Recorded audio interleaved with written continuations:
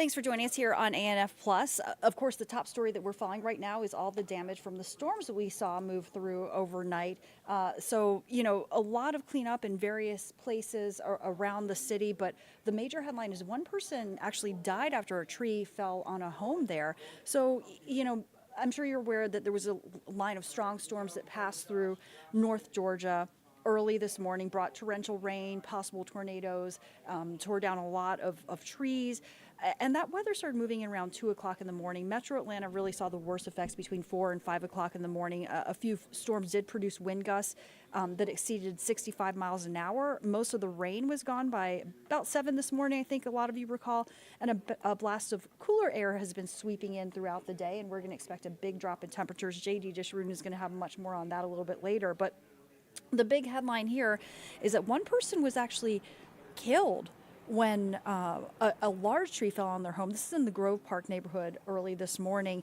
Firefighters say that they got the call just before 5 o'clock this morning as these storms were rolling through. This is on the 700 block of Matilda Lane. The daughter told Atlanta News First she actually had to dig her mom out of the home. Others were able to escape, but she said that her father was still trapped inside. Really a heartbreaking story. Crews worked for hours trying to get that other person, and they've not identified the victim at this time. Of course, we're going to keep following all the latest developments here on Atlanta News First and Atlanta News First Plus.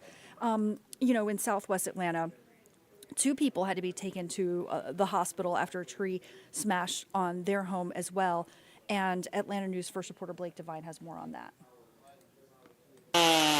Quite the sight on Sunday in Clayton County. It's a disaster. It is a disaster. Fences snapped in half and roots ripped apart in Rex, Georgia. There's just debris, insulation, all blown over this room right here. This neighborhood, one of many hard hit by heavy winds and rain throughout metro Atlanta. There's been some damage around another neighbor right here, more trees, lots of damage. Over in southwest Atlanta, strong storms toppled this tree, which came crashing into this home during the early morning hours, injuring 2 people. It was like eggs cracking when you step on some eggs, and luckily it didn't kill my wife or my nephew. Jeffrey Powell lives in this home where the damage is extensive. The roof completely collapsed, branches bent, debris scattered everywhere. Yet he's thankful his wife and 9-year-old nephew are still alive. I heard this wind, a wee, and then all of a sudden, I heard something, boom. So I heard her holler, and I got up, and I looked, and the whole den and everything was crushed down. Both the boy and Powell's wife were taken by ambulance to nearby hospitals, treated for their facial wounds, cuts, and head trauma. Reporting in southwest Atlanta, Blake Devine, Atlanta News First.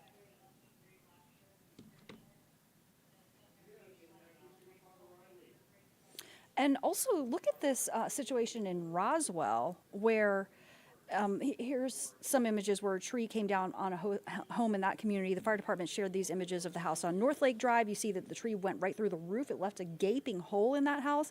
Firefighters say there is significant damage, which I think is something that you can clearly see for yourself as well. Okay, let's talk about some of the changes with government workers. As part of the Trump administration's latest efforts to shrink the U.S. government, there have been massive firings and layoffs continuing.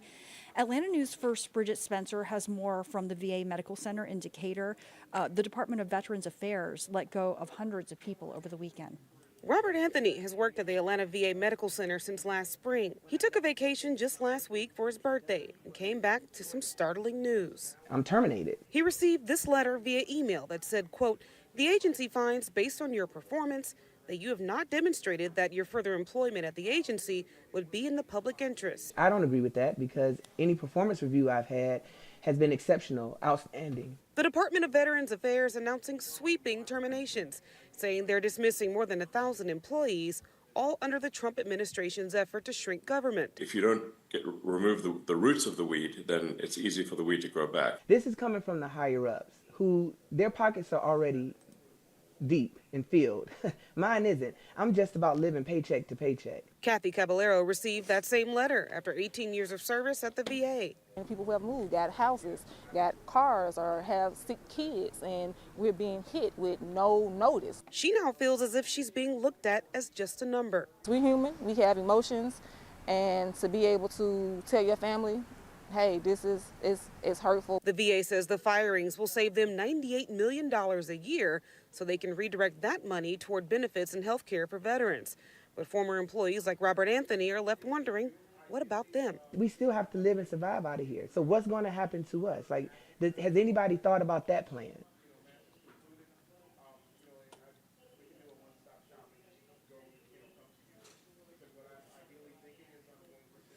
Also, we have seen some massive job cuts at the CDC in addition to what Bridget just explained to you with the VA. The agency is set to cut nearly a tenth of its workforce as part of the Trump administration's efforts to downsize the federal government. Again, an ongoing effort. As Atlanta News First Adam Murphy found out, the decision is also raising some red flags among lawmakers and business owners here in Metro Atlanta. There is a sense of uncertainty outside the CDC headquarters on Clifton Road in Atlanta. According to the Associated Press, nearly 1,300 probationary employees making up roughly 1/10 of the agency's workforce will soon be cut. Georgia Congressman John Ossoff blasted the decision. If this administration guts and gags the CDC, who's going to defend the nation from Ebola? Who's going to protect kids from measles? Who's going to save us from TB?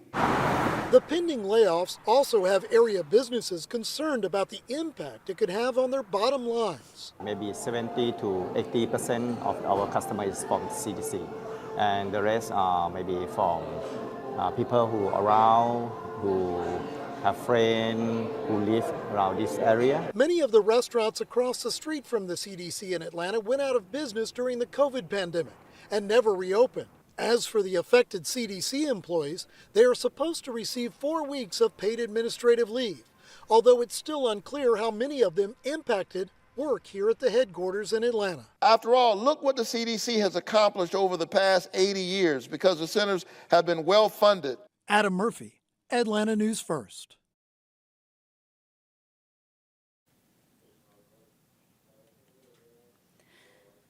All right, let's talk about the restaurant industry for a moment, because a Metro Atlanta fast food restaurant failed a health inspection. And I'm not just talking about one time, but apparently they've got a record here. They had a score in the 60s.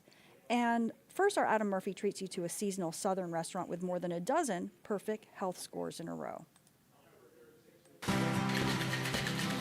Hey guys, when in the South, you should dine at the best Southern spot around, and I found it. We're at Table in Maine right here on Camp Street in Roswell. They've been here now for 13 years, and during that time, 14 100 health inspections in a row.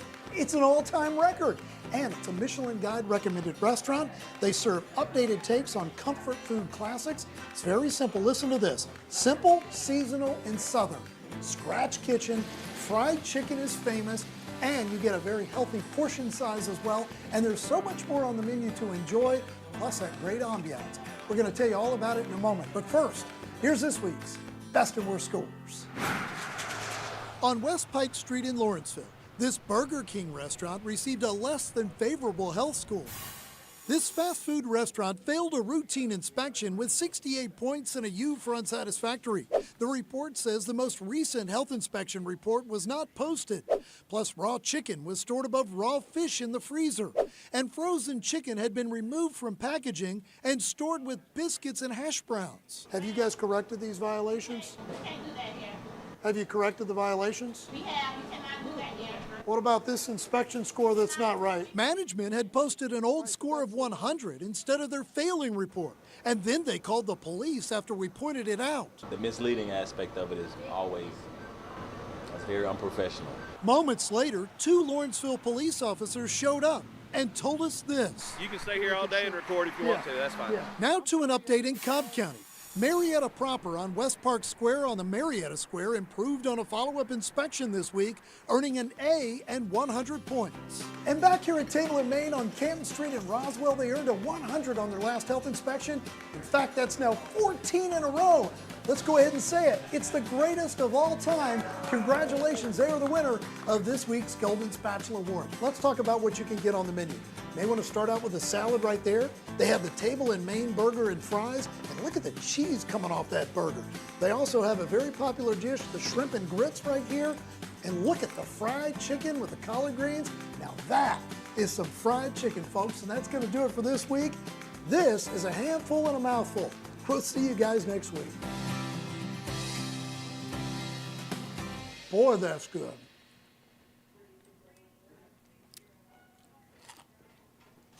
And more on all of our top stories on AtlantaNewsFirst.com. Now back to Local News Live.